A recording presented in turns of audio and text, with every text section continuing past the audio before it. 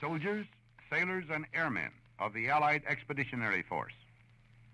You are about to embark upon the great crusade toward which we have striven these many months. The eyes of the world are upon you. The hopes and prayers of liberty-loving people everywhere march with you.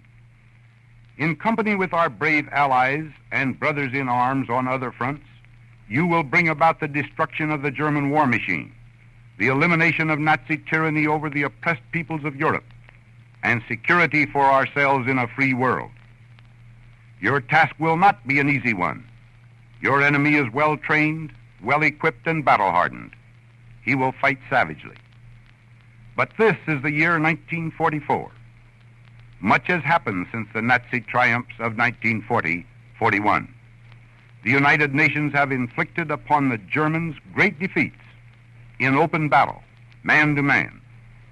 Our air offensive has seriously reduced their strength in the air and their capacity to wage war on the ground. Our home fronts have given us an overwhelming superiority in weapons and munitions of war, and placed at our disposal great reserves of trained fighting men. The tide has turned. The free men of the world are marching together to victory. I have full confidence in your courage, devotion to duty, and skill in battle. We will accept nothing less than full victory. Good luck, and let us all beseech the blessing of Almighty God upon this great and noble undertaking. After you've gone and left me crying, after you've gone, there's no denying you feel blue, you feel sad, you'll miss the dearest pal you ever had. There'll come a time, now don't forget it, there'll come a time when you'll regret it. Someday, when you grow lonely, your heart will break like mine and you'll want me only. After you've gone, after you've gone away.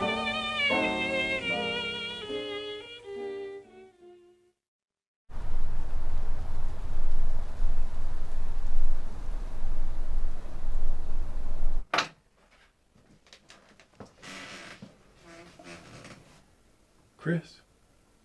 Chris?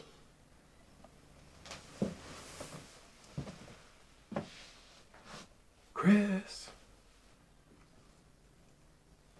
Oh, Jesus Christ, Dad.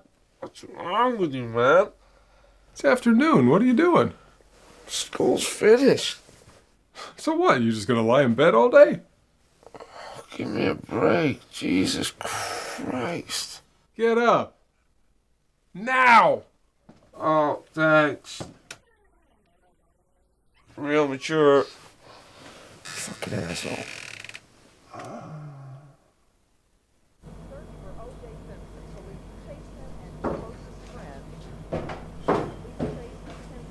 Hi, sweetheart.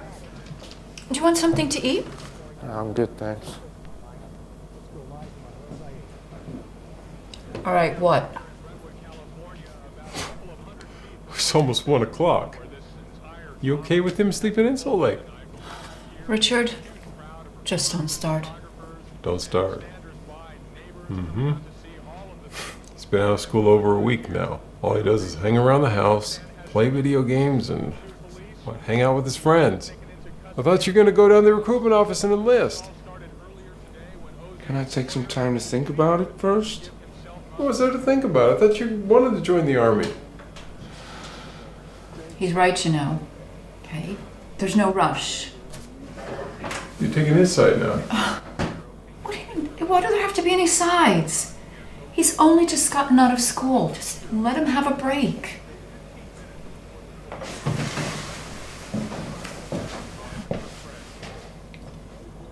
So, what's your plan, Chris? You step up and take some responsibility. Help your mom and I out. Go get a part-time job. Start paying some bills around here. I've been looking. Yeah, not hard enough. Dad, give me a break.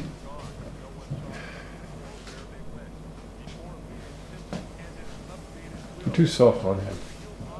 Oh, great. You're going to start on me now. Hey, I just want what's best for him. And you think the army would be best? Don't you?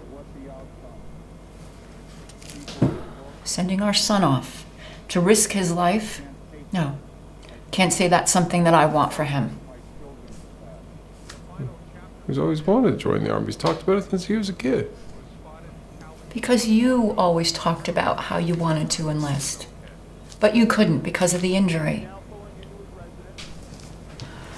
Look, all boys grow up wanting to please their father. He's trying to make you proud by doing something that you didn't get the chance to do. Well, it sure doesn't seem like that anymore. Maybe he just wants to let you know he's a grown-up. Look, don't you remember what it was like to be that age?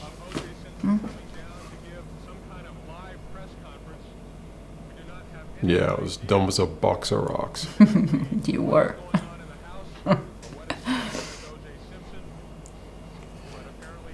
God, Karen, you know, it's an important time in his life, you know? Feel like if we don't give him some kind of nudge, he's just gonna spend years being a bum.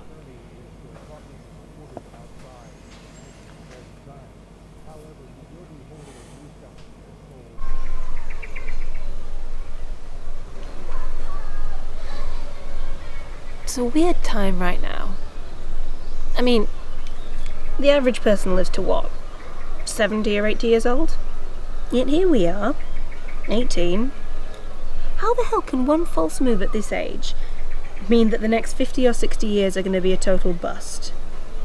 It's a load of crap if you ask me. You know, in the army they say you gotta start young. You're really gonna enlist? I'm not so sure. Well, if you want to talk to someone who really served to get an insight, there's an old guy who lives on the same street as my aunt. He was in the army. Oh yeah? They say he was there on D-Day. I think he won a Medal of Honor or something. Everyone calls him Hawkeye.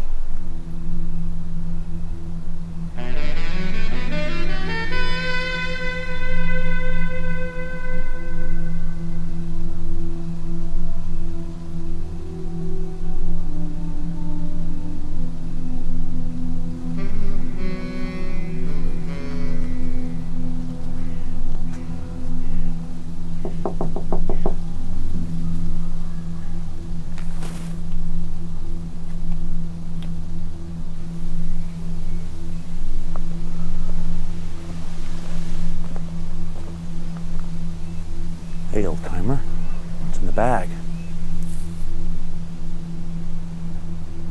None of your fucking business, that's what. Hey, no need to be rude. We're just here to help you carry that home. Couple of Boy Scouts, eh? There's me thinking you were two rent boys out hustling for business. Hey, fuck you, old man. Look, before we go down this road, there's something you two ought to know. Oh yeah? What's that? I'm mean, nasty, and too old to take your shit. Look at the mouth on Gramps. Yeah, you've been fun. Almost a pity to have to rob your ass.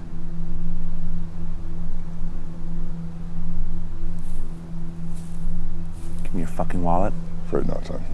Sorry, I didn't quite. Yeah, you did. Now do yourself a favor and go back to the scout hut before someone gets hurt. Only one who's getting hurt is you. Hammer it, fucking wallet!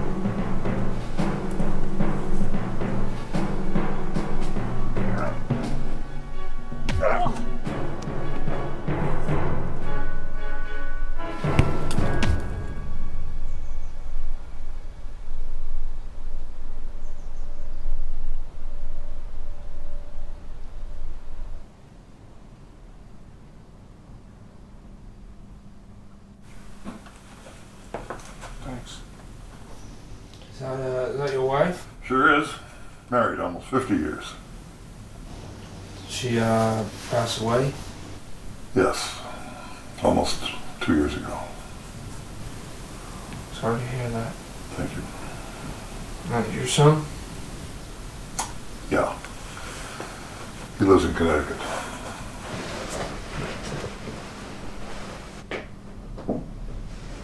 So are you gonna call the cops or? Why? Well, those two guys, they should be in jail. Cops don't give a shit about what happens in this neighborhood. And they sure as hell don't give a shit about a broken down old thug like me. So tell me something, kid. What are you doing here today? I think I could learn a lot from you. And what do I get out of the deal? Well, what do you want? Hey, did you see that yard? Sure. Yeah, a real shithole, isn't it? I guess. Oh. 0800 tomorrow? I want you to start mowing that lawn. When you're done with that, I'll tell you what you want to know. I don't think that's, I don't... Oh, guns don't scare you, but hard labor does. It doesn't scare me, sir. It's just... Well, good. I'll see you in the morning.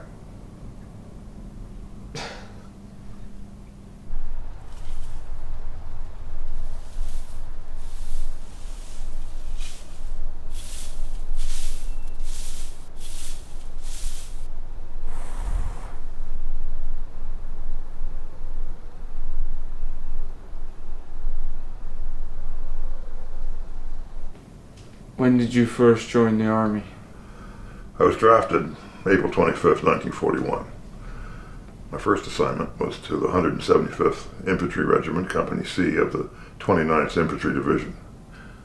Early in 1943, we were sent to Glenspeen, Scotland, for 5 weeks of training under battle-conditioned British commandos. I completed that training and officially became a 29th Ranger and returned to England. But I wanted to be reassigned to a more elite unit. So I volunteered to become a paratrooper with the 101st Airborne Division.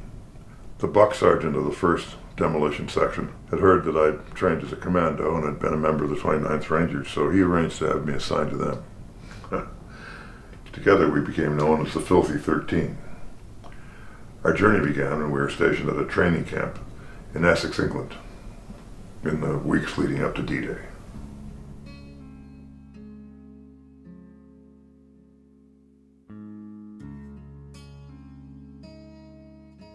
McNasty was our buck sergeant.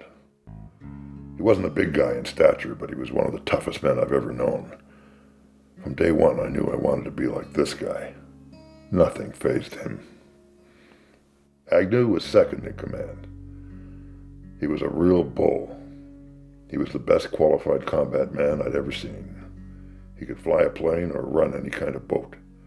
Frenchie was married and had a son before he signed up, so he had a sentimental side, but he was one tough cookie.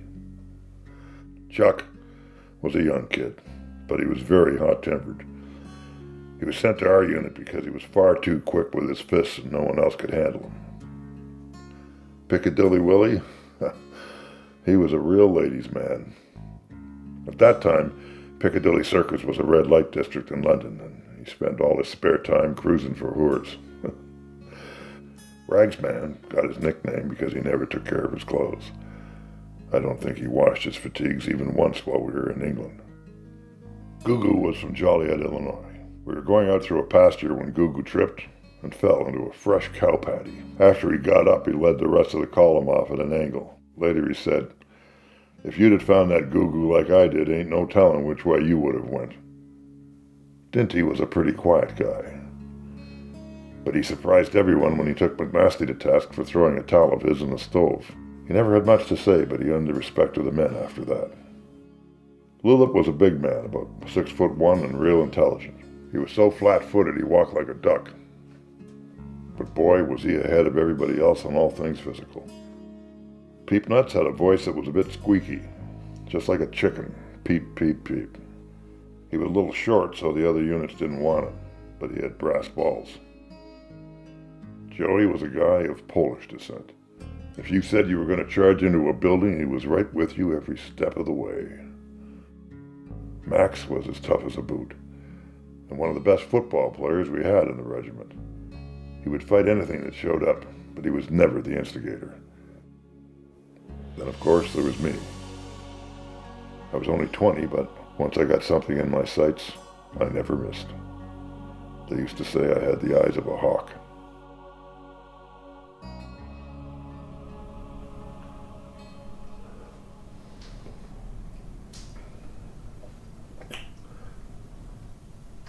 I think you should be getting home. Okay, sure. But we can talk again, right? Sure. How about tomorrow? All right. Bring a set of shears. Cheers?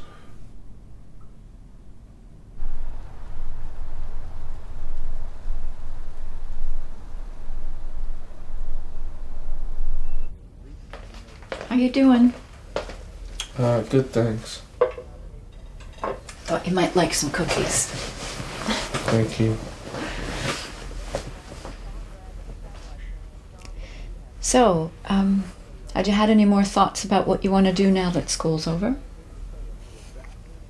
I'm still mulling things over, you know? Yeah. Look, I know it must seem like there's a lot of pressure right now to make a decision, but just remember this. Some of the most successful people, they didn't know what they wanted to do when they were your age. And some people, they don't figure it out until much later in life. I don't think Dad would agree with you on that one. Yeah. Well, Dad, he's worried. You know, he sees a lot of kids lose focus after they leave school. It's hard to find a job. You know, some become disillusioned and they get into trouble. You know, he doesn't want that to happen to you. It won't. I know.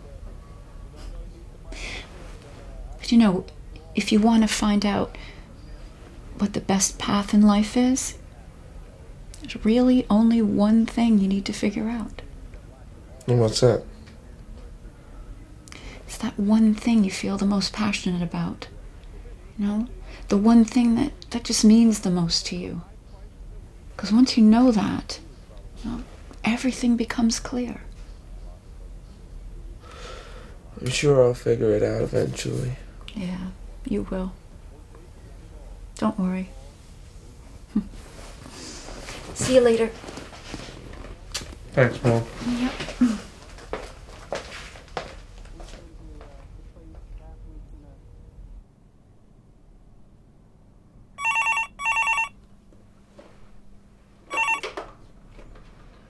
Hello? Hey, Dad. Anthony, is that you? Yeah. I haven't heard from you in a while. Yeah, sorry about that. I've been busy. What do you want? I'm just calling to see how you are. Oh, cut the crap, Anthony. I didn't come down with yesterday's fall of shit. Dad? You're gonna kill me. How much is it this time? 20,000. Jesus. Fucking college basketball. Some 7-foot motherfucker throws one in right in the buzzer. It's my fucking heart on my chest. What do you plan to do about it? That's why I'm calling. Can you, help me out at all? You think I'd be living in this shithole if I had 20,000 under the mattress? Get real, son. What about your medal?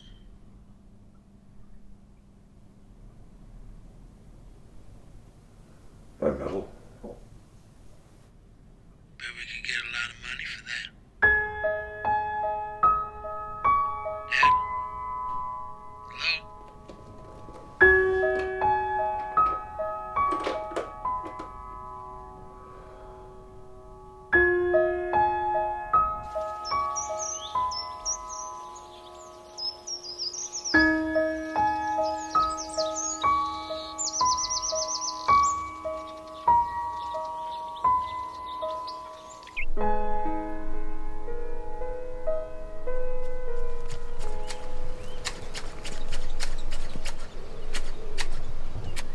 Hey, kid. Take a load off. Have a drink.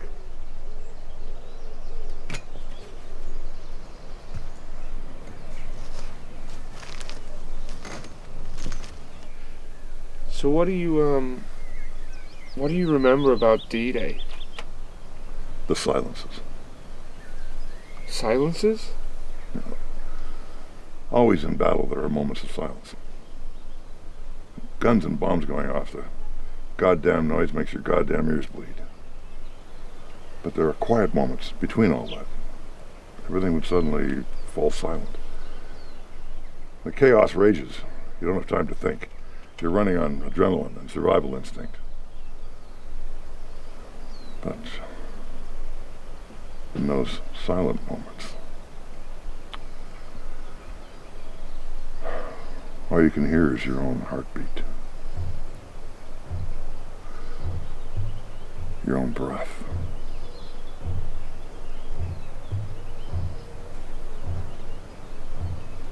It's in those moments when you have time to think about what's really at stake.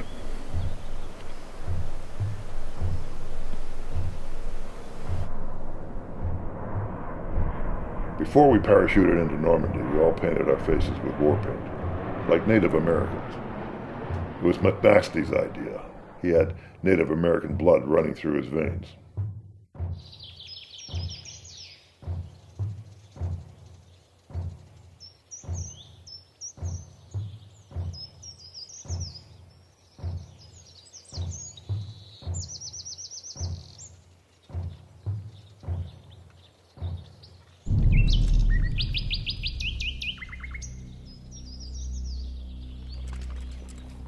Take cover, boys.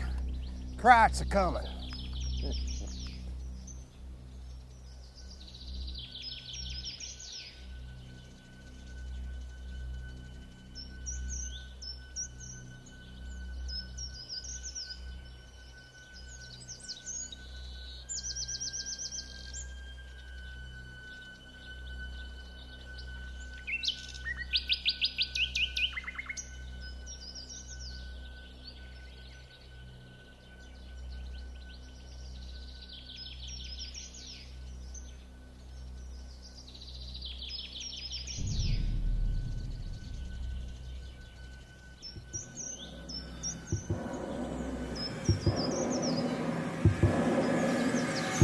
Ne tirez pas! S'il vous plaît, ne tirez pas! All right, calm down! Calm down! We're Americans. You speak English? Yes, yes. Where'd you come from? The Nazis, they destroy our village. They kill my wife. Don't hurt my daughter. We're not gonna hurt anyone. At ease, boys.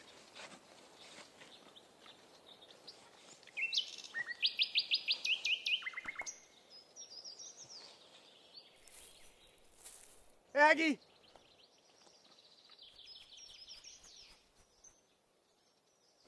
Any Krauts follow you? I don't think so, but we've been running for some time. All right. Come with us. You'll be safe. What the fuck? Where the fuck is that fire coming from? It's up there! Stupid! Fucker! It's up there! Frenchie! Run the fucking tree!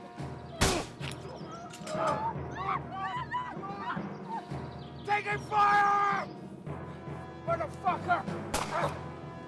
Goddamn! Up in the tree! Take him out! Take him out! Ah!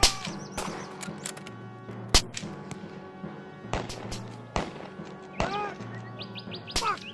Fuck you!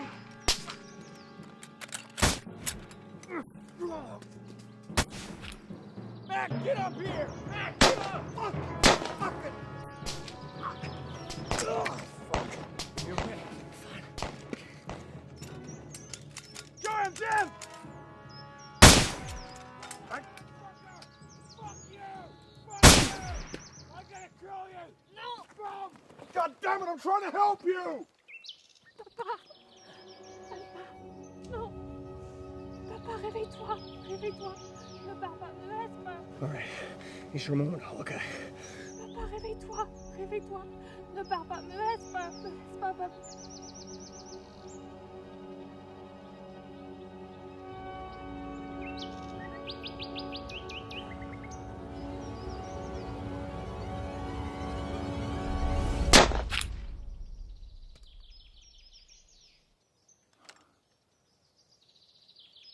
Papa, réveille-toi. Réveille-toi, j'ai besoin de toi, papa.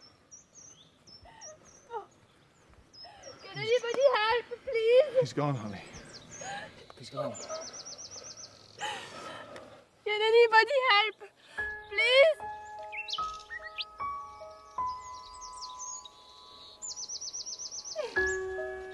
Can anybody help? You gotta let him go. No, no, no, no, no, no, no, no, no, no. Let him go. Gotta let him go. Come on. Let him go. There's nothing you can do.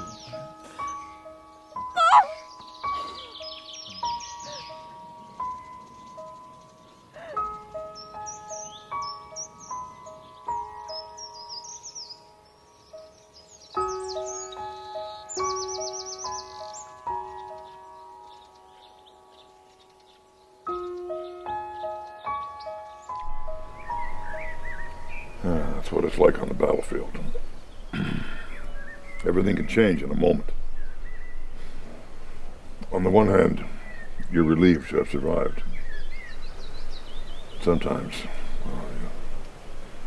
you wish you didn't have to live on with those memories. I feel like an idiot. Why? Shouldn't be asking you to relive all this. Well, at least someone still cares about what we did, because I gotta tell you, kid, it doesn't take long to be forgotten. Hell, we were forgotten when the war was still going on. We'd lost contact with our commanding officers. They assumed we were all dead. We were stranded in rural Normandy without any support. Was the girl still with you? No. We dropped her off at a hospital in a nearby town the day after her father died. The day after that, we took a wrong turn. Later that week, we lost contact with our commanding officers and walked around for a couple of days. We kept our wits about us, but hell, even the Germans weren't out that far. All we ran into were fields and woodlands. And then one day, we happened upon this cabin in the middle of nowhere.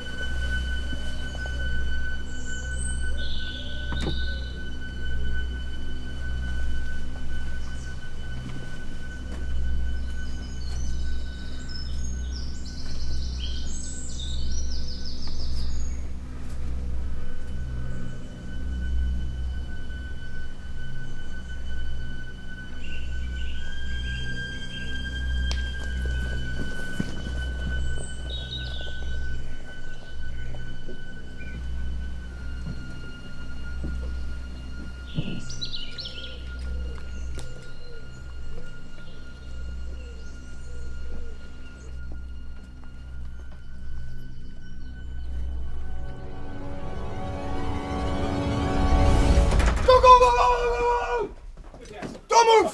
Fucking clear! Don't move! I don't give a fuck what you Blow your fucking head off! I don't give a fuck! All right. You speak English? Yes. What's your name? Arthur. This is my wife, Andrea. And these are our children, Raphael and Marianne. Family name? Dubois. You all French born and bred? Yes. I was born in Paris and my wife in Strasbourg. We settled there in Normandy after marrying. Our children were born here. All right. Frenchie, do a sweep upstairs. Make sure there's no unwanted house guests here. You got it. I think all the unwanted guests are right there. Hey! Let's keep it friendly here. We're not gonna hurt anyone.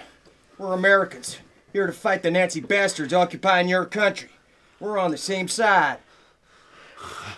I understand, but please, this is my home. It would be disrespectful to go searching through my family's belongings. Well, they won't be doing that. It's standard procedure to check the premises.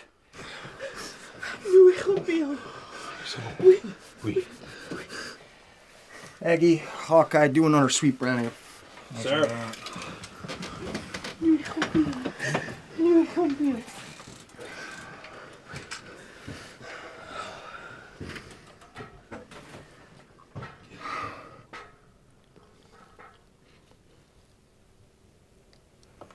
You wouldn't have any tobacco, would you?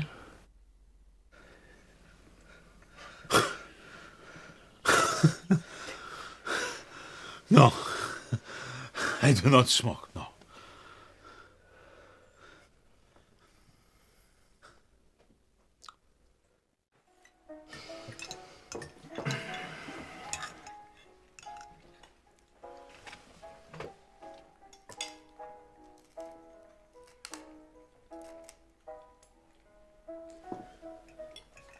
Well, I can assure you, Mrs. Dubois, that last thing we want to do is frighten your family. Me and my boys have been walking here for days, and we haven't had any food or water, so this meal is very much appreciated. And then after the meal you will leave? Of course.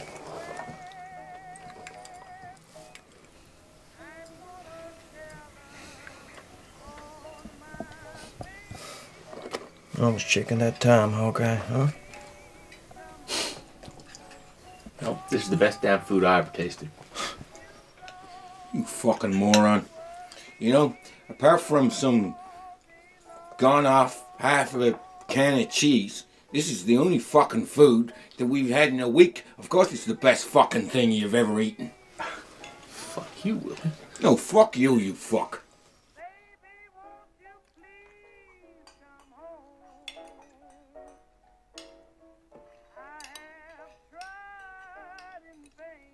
You should relax. We'll be gone soon. I'm sorry, but we are not used to visitors. We haven't had house guests for many months now. Hey, Arthur. See that guy over there? His name is Frenchie. You speak French? No, sir. I was born in Quebec. It's in Canada. They speak French over there, but my folks moved back to the States when I was like 2 weeks old, so. So not the most appropriate of nicknames, no? No, I suppose not. Still, could be worse. Could be called Piccadilly Willie. Why do they call you that? I'll tell you, right? You know Piccadilly train station? You got these trains, they going in every fucking half an hour, all the time. Now, my own particular love carriage, it's the biggest fucking thing you've ever seen in your life. I'm telling you. I mean... Willie, that's enough. What the fuck are you saying to me? What, you trying to tell me that this kid here, he doesn't understand what the fuck we're talking about? I mean, I lost my virginity when I was fucking 9. What? I know what you're talking about. You like the whore, yes?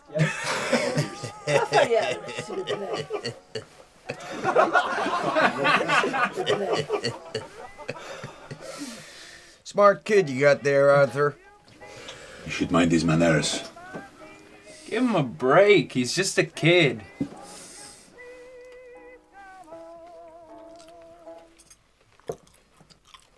It's a nice painting. It's a copy, so not worth much. It's called The Lady in the Field. Not very imaginative. Just looks like a say what you see title. If it was an original, it would be worth a lot of money. Monet is a very famous artist. I never heard of him. Someone said the same thing to me yesterday. I guess not everyone has an eye for art.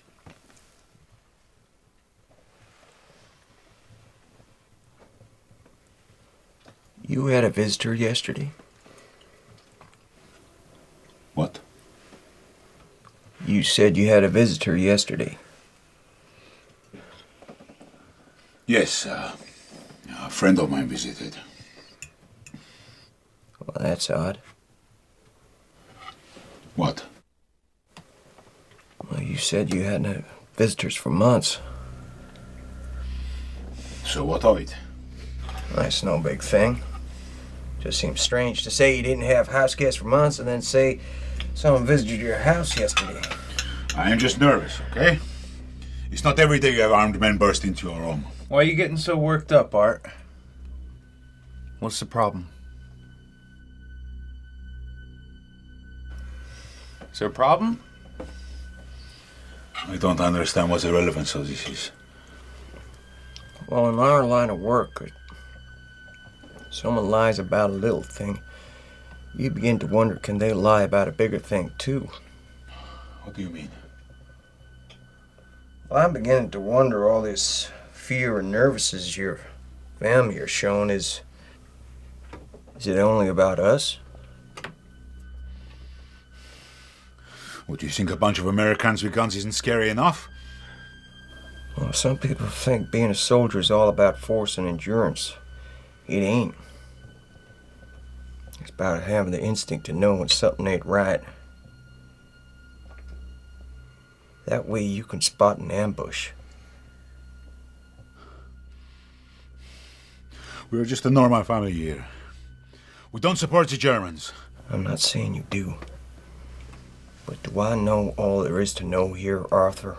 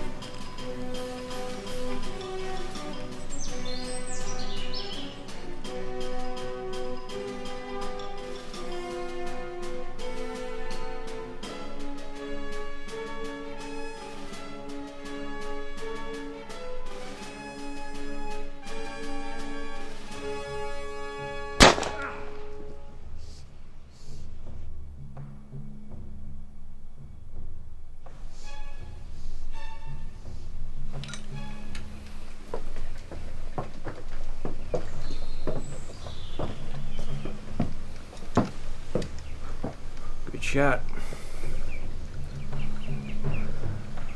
Let's finish him off.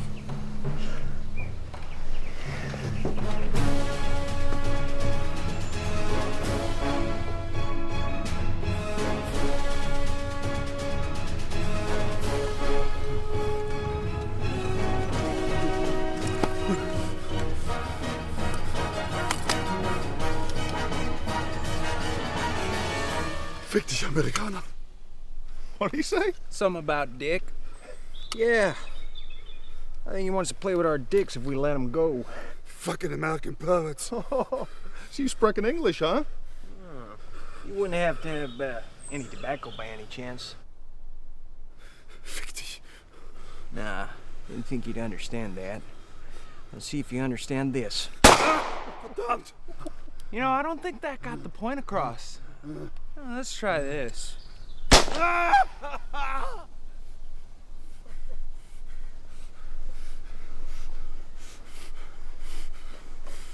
Want me to put him out of his misery? Yeah. Let him take the long way out.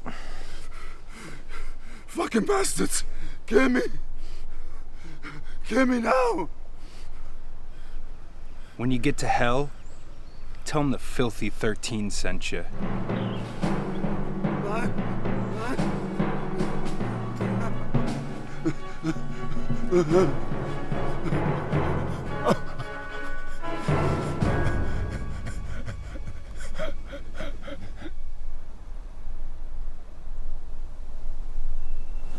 We lost so many. Yeah. A lot of our men were killed. We killed a lot of men, too. What's it like? To kill a man. Yeah. It's goddamn awful, that's what it is. The only thing worse is to be given a medal for it. It doesn't matter that the enemy has a different ideology from you. If you got any kind of soul, it's going to affect you. Truth is, we're not all that different.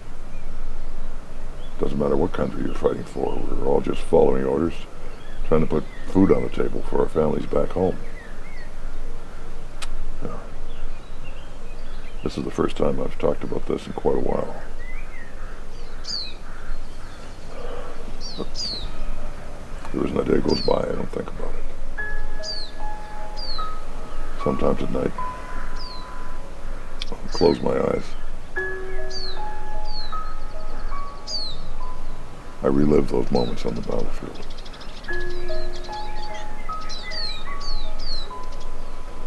They haunt me.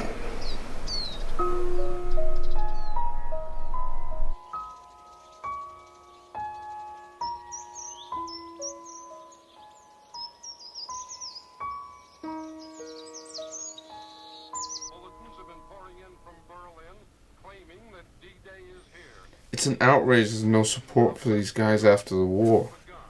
Time marches on. The world changes, people forget. It's a tragedy is what it is.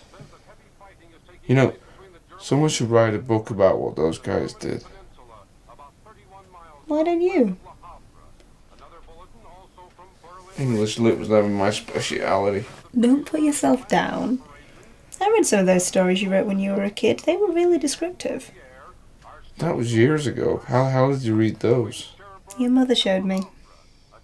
She kept them all. She's got like a whole box of short stories you scribbled down. I never even knew she kept those. Maybe you should read them again. Might inspire you. They might remind you of who you were before the world told you who you should be. That's pretty deep. You're wondering about what you're going to do with your life? That's a deep question. It needs a deep answer. True. You know, if you think about the reasons we cross paths with people, maybe that's why Hawkeye's come into your life. Not because you're meant to be a soldier, but because you're meant to write about one. Make sure he's remembered. Do you want to meet him? So there's me thinking Pee-wee here has no direction in his life, and he brings you here. I guess he's made at least one decision. I guess so. So how did you manage to snag a classy girl like this? I have my moments. What was your first date like, hon? I'm guessing you wouldn't have been too impressed with cheeseburgers at the local bowling alley. It was actually pretty amazing. I love stars, but in the city, bright ones are hard to find. Chris knew there'd be load shedding in his friend's area. You know, where the government cuts electricity in scheduled districts to conserve energy. Right. So, Chris set up a date on his friend's roof in one of those areas. He laid blankets, bought champagne, and my favourite flowers.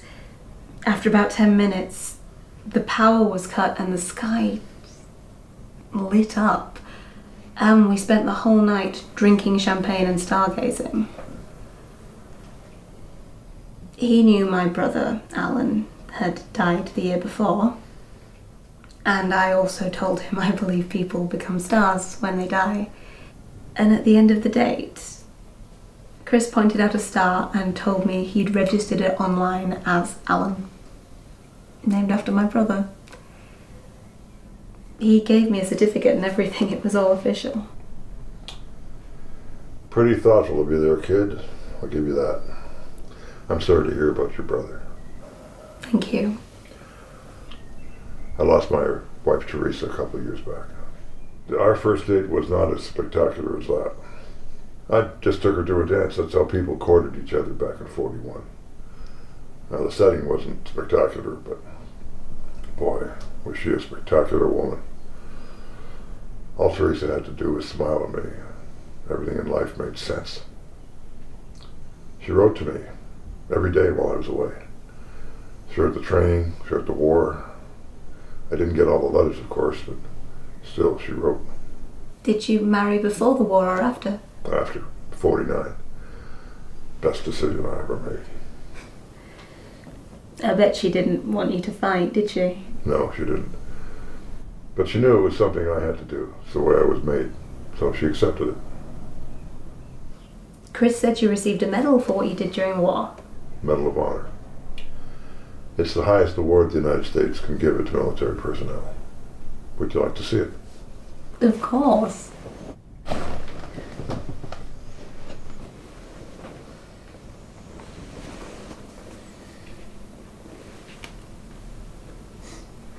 Wow. It's beautiful. Did you get this for taking out the sniper or the Nazi at the cabin? No. That was for something else.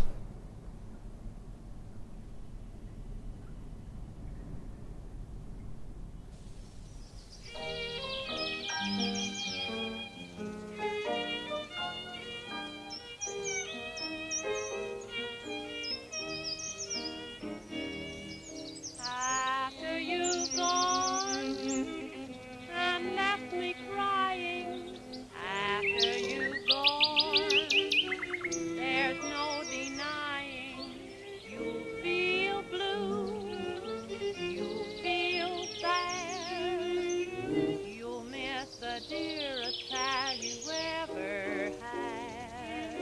There'll come a time, now don't forget it, there'll come a time when you'll regret it. Someday, when you grow lonely, your heart will break like wine and you'll want me only after you've gone, after you've gone. After D-Day, McNasty, Agnew, and I ended up in a hospital on the outskirts of Normandy. We'd finally been found by Allied forces after over a week in the wilderness. It had pretty much been turned into a military hospital. They were mainly treating U.S. and British soldiers who were wounded or ill. You know what I could go for right about now, boys? So, man? American-style hot dog. Stuck here with all these ladies talking about sausage. Who you writing a letter to, your boyfriend? Touche. What's his name? Marlene. Marlene. Yeah, he sounds real pretty. Hey, man, I like a bit of hair, you know? I bet you do. Well, don't worry, boys. When you get back to England, I'll take you to my cabin. Jake's Bar and Grill. I'll get you deer and rabbit, fish. I remember a story where we went fishing one night and came back and threw the fish underneath the bed. Lord Willis's estate. Just come in the door and who's knocking at the door? Only Leach. Fucking hate that guy. Major asshole. He went from sergeant to major asshole. Because they always promote the assholes. Yeah. Damn right, damn right. Anyway, Leach is shouting at me and his email. McNeese, have you been stealing fish? I says, oh, no, sir, no, sir. Meantime, all the fish are flopping and flapping underneath the bed, having a goddamn orgy. And I'm standing there, no, sir, we ain't going fishing. Did he catch you? No, he's left. So said the place smelled like a city dump. Yeah. Beer and deer, boys. Beer and deer, man, amen. That sounds good.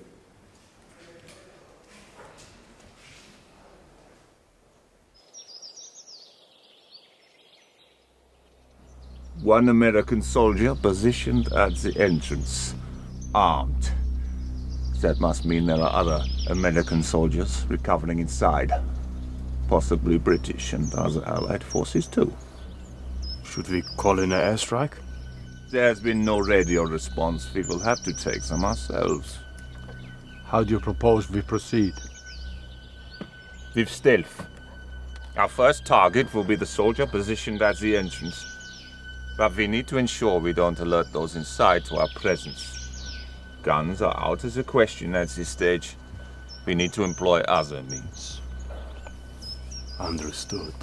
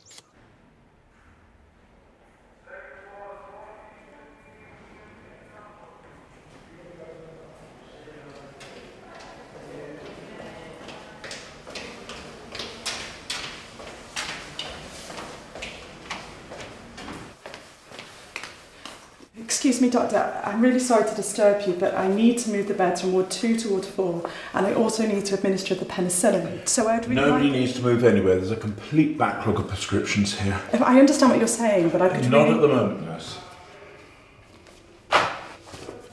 Nurse, can you take this down to Ward 6? That'll be all.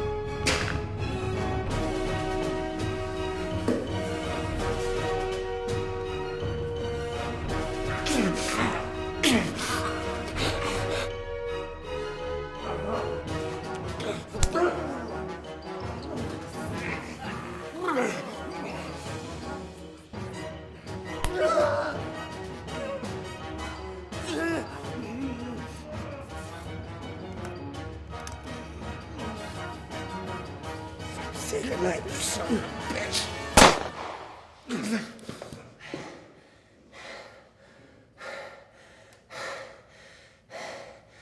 Shit. I forgot to ask him if he's any tobacco.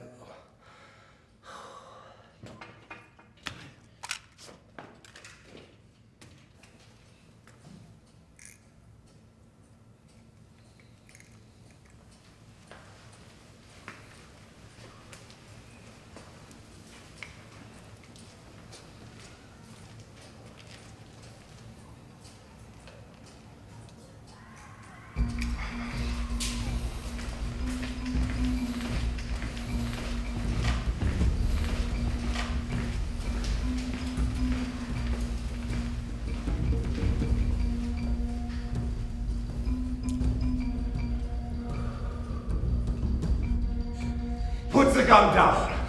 Fancy your chances of killing us both? Are you really that fast? Fuck you. Even if you were fast enough to take us both out, how far could you really get? The Allies are all over this town. You're not gonna get far without running into one of them. Put the gun down or I will kill her. Let the girl go. This isn't her war, this is ours. So let's settle it. You and me. Drop the fucking gun, I will kill her dead. Come on, let her go. I'm going to count to 3. If you don't throw your gun to the floor, I'll fucking kill her. 1.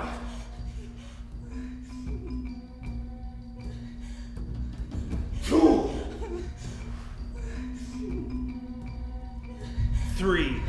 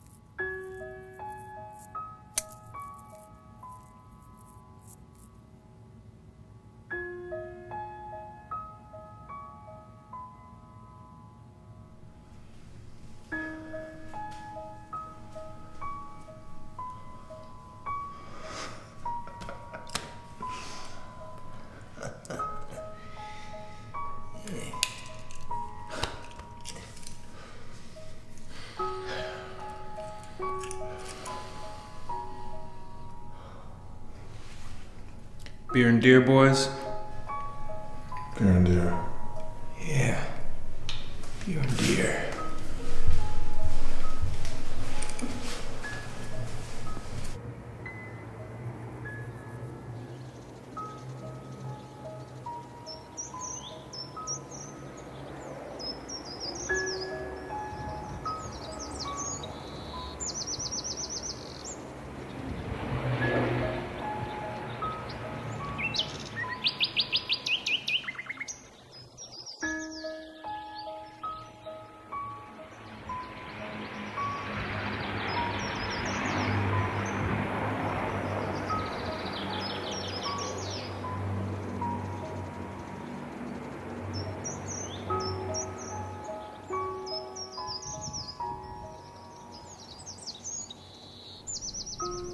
Some soldiers only feel alive when they're on the battlefield. I never got a buzz from the things I did. Even when they gave me a medal for it, I felt no sense of satisfaction. This is the truth. The only time I ever felt alive was when Teresa was by my side. Every moment with her was a gift. Thank you for sharing with us. I know it must be so difficult. I'm so honored you've told me all this, sir. It really means a lot to me. Well, if you only remember one thing from the things I've told you, let it be this. No one ever laid on their deathbed wishing they'd spend more time on the battlefield. The only thing a man on his deathbed thinks about are those he loved and those who loved him back.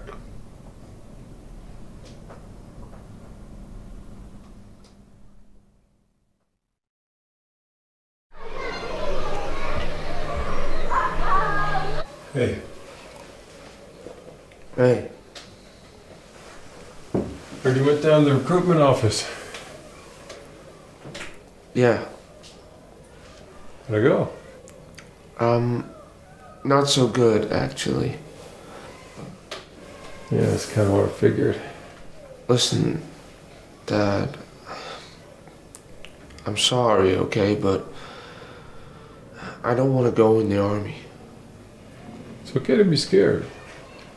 It's not that. There's another reason I don't want to do it. Which is?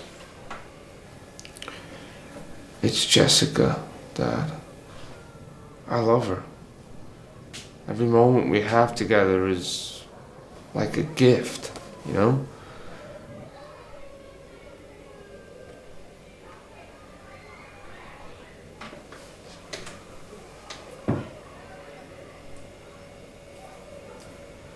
There's something I never really told anyone, not even your mom for a long time. What's that? You know how I couldn't join the army because I'd hurt my leg playing football? Sure.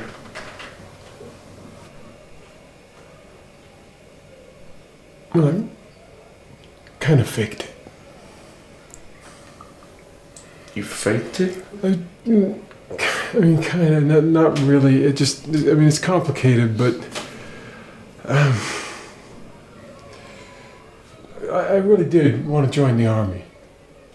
But the week I was supposed to go and do my medical, I found out that your mom was pregnant.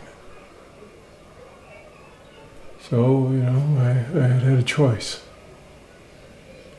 And after thinking about it, I mean, there really wasn't a choice. The family was going to win out no matter what. There's no way I was going to leave her here to raise you by herself, and thought of leaving you alone for months on end. Just knew I couldn't do it. Really? Yeah. I'm sorry, I mean, I've been a total jerk, man. I shouldn't have been pushing you so hard to join the army. It's alright, Dad. No, it's not. I've just been scared that you turn into some gangbanger or, you know, become one of those kids with no direction in their life. I mean, I know you're too smart for that.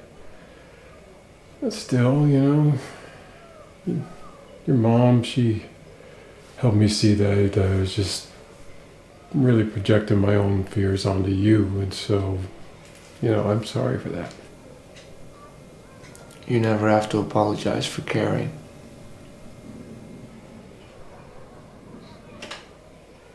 Take one small piece of advice from me, though. Of course. Being in love is great.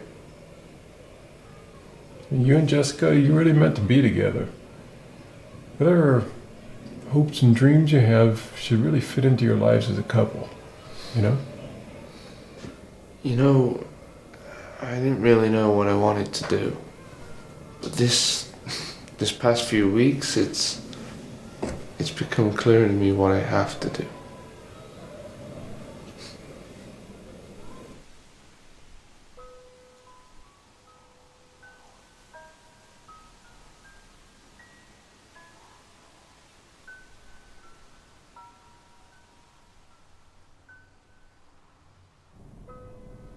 Hawkeye?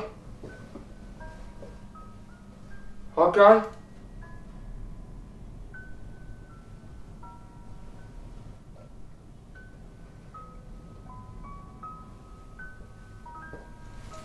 Wake up, sir.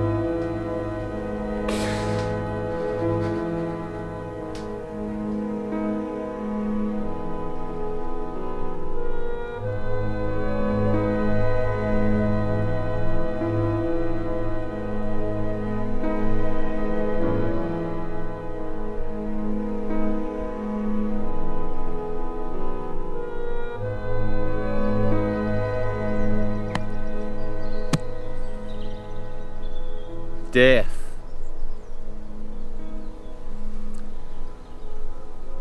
Death is the road. Life is the path. The soul is the guide. Now the brain thinks of death. The heart thinks of life. But the soul?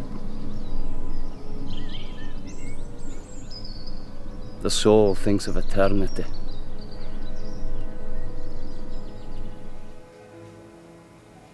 You should know. He adjusted his will in the final week of his life. This next and final reading contains that very amendment.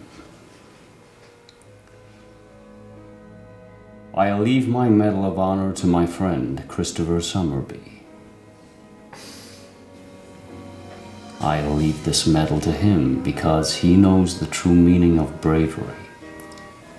Not just because he saved my life, but because he is brave enough to take his own path in life and be true to himself.